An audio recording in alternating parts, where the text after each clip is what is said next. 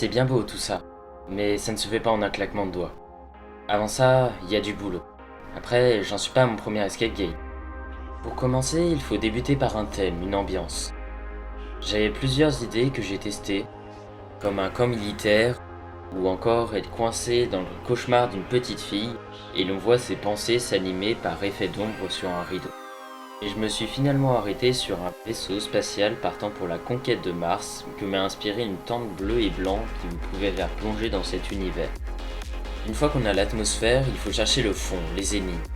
Alors soit je fouille sur internet, je sélectionne ce qui me semble réalisable ou des inspirations, ou je me base sur ce que j'ai pour trouver une mécanique qui amène à réflexion. Une fois qu'on a la liste de toutes ces énigmes, on passe au squelette, à l'enchaînement de ces énigmes, pour donner un sens à l'avancée dans l'histoire.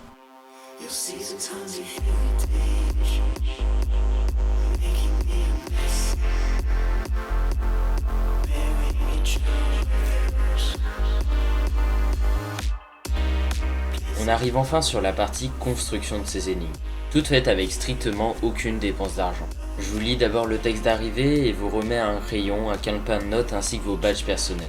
Une fois entré, je lance la scène de démarrage. Le vaisseau percute la météorite et le chronomètre est lancé.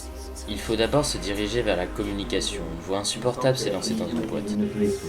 Toutefois, mon calculateur de navigation est en service.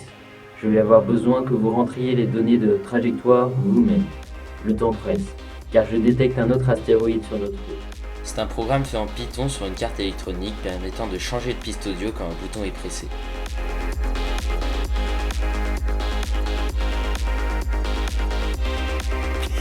Ensuite, il faut reconstituer le planisphère géant avec des aimants.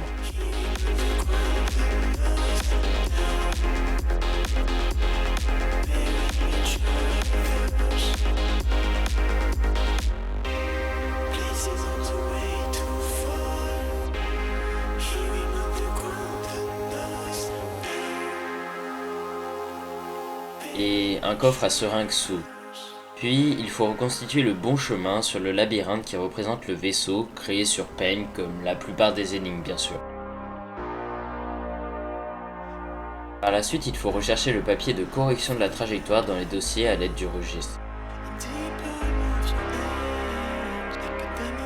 Il vient ensuite l'énigme de correction de cette trajectoire qui paraît complexe mais pourtant très simple. La fuite d'oxygène est contrôlée par des valves qui sont reliées par un système de tuyauterie fait avec les restes de raccords que j'avais.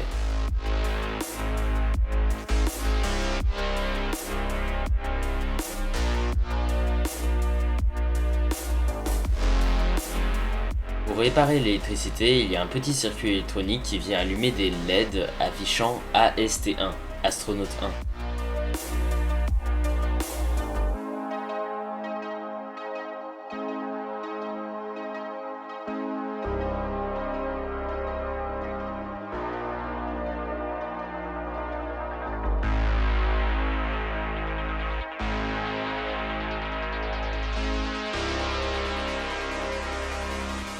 Et c'est là que vos badges sont utiles, car il y a une carte électronique seulement dans le premier,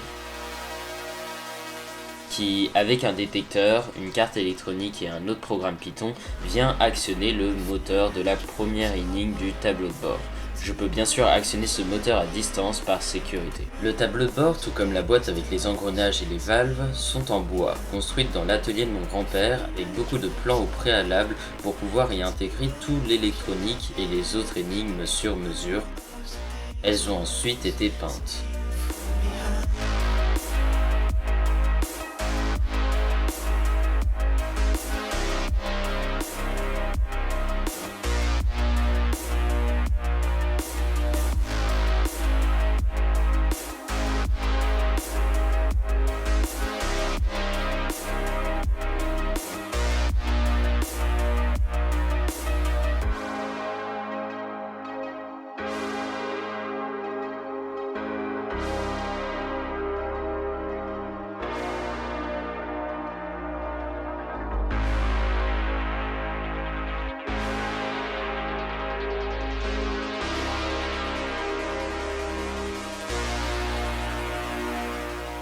Ensuite, rien de plus simple que 4 boutons qui vous donnent 4 couleurs qui sont à rentrer sur les 4 boutons d'en dessous. On enchaîne avec le court-circuit. Comme un docteur Maboul, il ne faut pas faire toucher les deux fils et arriver jusqu'à la fin, ce qui activerait théoriquement l'électroaimant qui ouvrirait le coffre en dessous.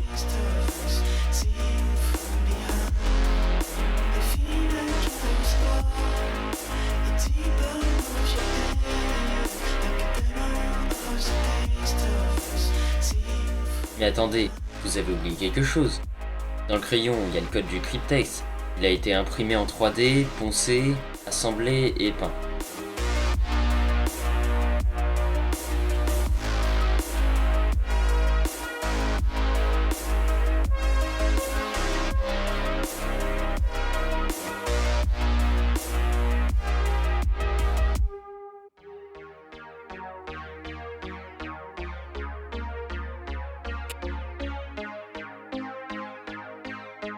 Puis on arrive sur l'énigme des engrenages moteurs. S'ils sont tournés dans le bon sens, il tire un fil qui vient libérer la lumière pour pouvoir voir ce que représentent les calques. Mais il y en manque encore un.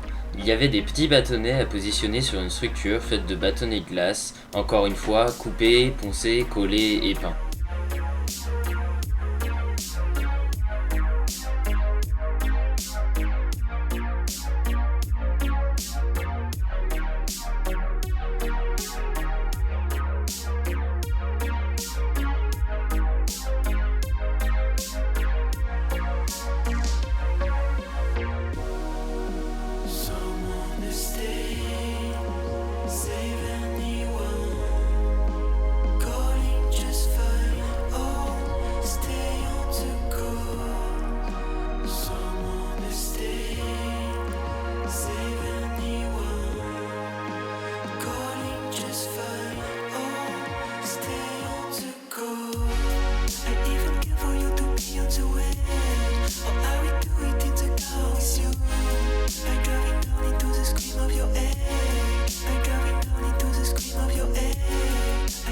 Une fois qu'on avait réuni tous les calques qui eux aussi étaient faits de bâtonnets, on pouvait voir le chiffre 3 qu'il fallait rentrer dans l'ordinateur de bord, un chat qui est en fait un traitement de texte avec l'écran contrôlé à distance pour répondre.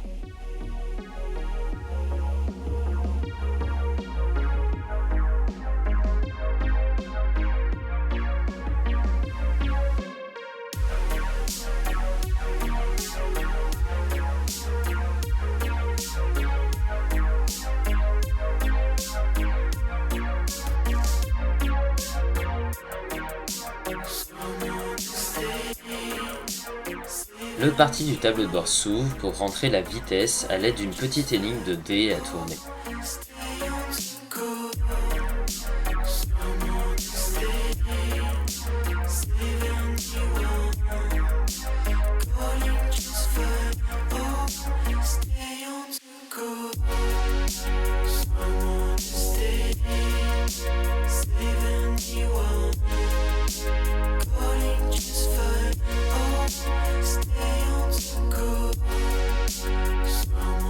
Et enfin, il ne reste plus qu'à se diriger avec cette vieille manette qui contrôle un jeu vidéo que j'ai créé et programmé. Et on finit sur une vidéo d'arrivée sur la planète de Mars et donc de victoire.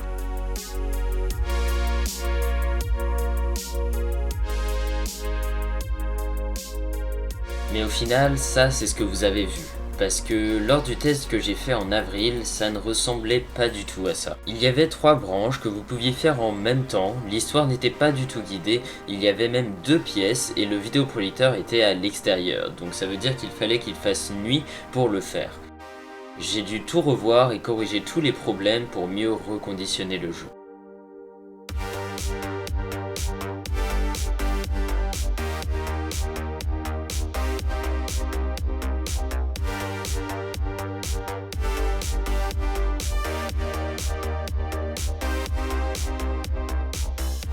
Après, dans tout ça, il y a aussi le panneau de défaillance avec des LED que j'allumais et que j'éteignais à distance, le bandeau élastique qui s'est malheureusement cassé mais que j'avais tressé pendant longtemps.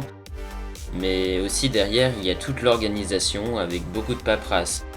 Le code des coffres, les réponses, les actions que je dois faire durant le jeu.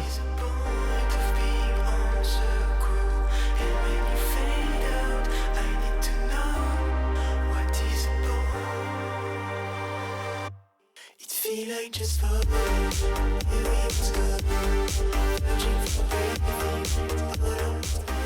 Rien que pour faire ce making-of, c'est un script, des images à prendre, des heures de montage. Mais à travers ce projet immense et ces centaines d'heures de préparation, j'ai pu aboutir à un escape game qui s'est merveilleusement bien déroulé et que j'ai beaucoup apprécié à faire. Merci à ceux qui ont pu être là pour vivre cette expérience. Il n'y en aura pas l'année prochaine et je ne prévois pas pour l'instant d'en refaire. Alors je clôture cette série d'escape games et peut-être à bientôt pour d'autres choses.